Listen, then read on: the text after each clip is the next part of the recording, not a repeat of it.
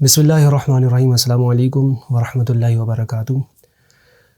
آج اس ویڈیو میں جس ٹاپک پہ ہم بات کرنے والے ہیں یہ آپ کہہ سکتے ہیں کہ موجودہ زمانے کی ایک بہت اہم ضرورت اور ایک اہم مسئلہ ہے سوشل میڈیا کے بیجا استعمال کی وجہ سے، اور آپ کہہ لیں کہ فیمنسٹ موومنٹ کی جو باتیں ہمارے ملک میں کی جا رہی ہیں، عورت کی آزادی کی باتیں کی جا رہی ہیں، قوانین کو عدل اور انصاف کے تقاضوں کے خلاف لے جانے کی کوشش کی جا رہی ہے، بیلنس کو خراب کرتے ہوئے.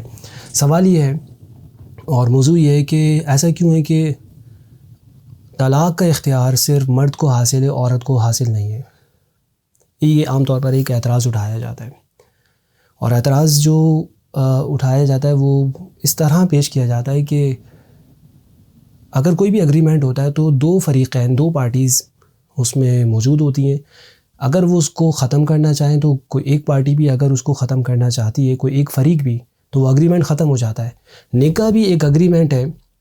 اگر اس کو مرد ختم کرنے کا اختیار رکھتا ہے تو عورت ختم کرنے کا اختیار کیوں نہیں رکھتی ہے؟ وہ بھی طلاق دے سکتی ہے، اسے کیوں حاصل نہیں ہے یہ حق؟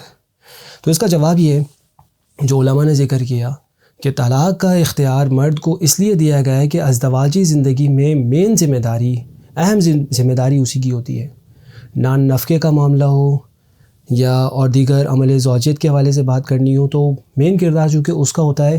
اس لیے یہ علماء کے الفاظ ہیں، اس لیے عقد نکاح کو قائم رکھنے یا اس کو فسخ کرنے کا، کینسل کرنے کا، ریزالو کرنے کا، ڈسمس کرنے کا اختیار بھی صرف مرد کو دیا گیا ہے. اس کی بہت ساری وجوہات ذکر کی گئی ہیں، حکمتیں ذکر کی گئی ہیں. ایک وجہ یہ ذکر کی گئی ہے چونکہ عورت جلد غصے میں آ جاتی ہے، عورت چونکہ مغلوب الغضب ہوتی ہے، اس وجہ سے اسے یہ اختیار نہیں دیا گیا. ایک وجہ یہ بتائی گئی ہے کہ اس کے اندر ڈیسیشن میکنگ کی وہ پاور نہیں ہوتی جو کہ مرد کو اللہ نے عطا فرمائی ہے.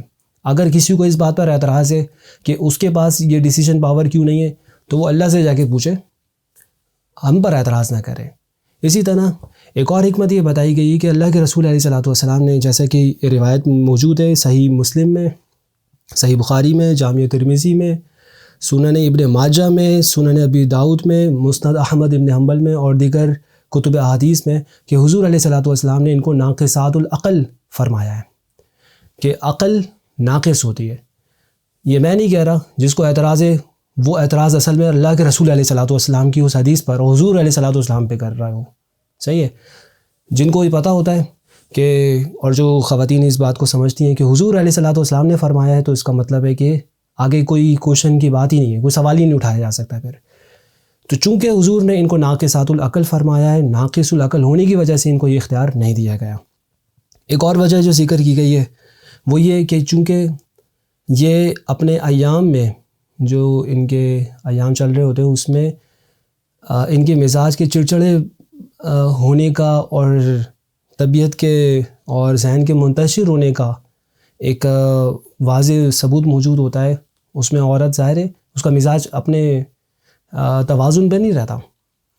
تو ہو سکتا ہے اور زیادہ پاسبلٹی اس بات کی ہے وہ جو کہ جلد غصے میں آ جائے، وہ جس کا مزاج بہت زیادہ ڈسٹرب ہو، اس میں آپ کہہ سکتے ہیں کہ وہ اسٹیبلٹی نہیں ہوتی ہے. اس وجہ سے اسلام نے اس کو وہ اختیار نہیں دیا گیا. ایک اور وجہ یہ ذکر کی گئی ہے وہ یہ کہ اسلام کے اس حکم میں کہ مرد ہی عورت کو طلاق کا اختیار دینے کا اختیار رکھتا ہے، وہ یہ ہے کہ وہ روپیہ پیسہ خرچ کر کے نان نفقے کی ذمہ داری بھی وہ اپنے ذمے لے رہا ہے، اور روپیہ پیسہ وغیرہ جو بھی ہے وہ بھی وہی خرچ کر رہا ہوتا ہے. اس وجہ سے بھی اسی کے حق میں اس معاملے کو رکھا گیا ہے کہ یہی اگر ختم کرنا چاہے تو کر سکتا ہے.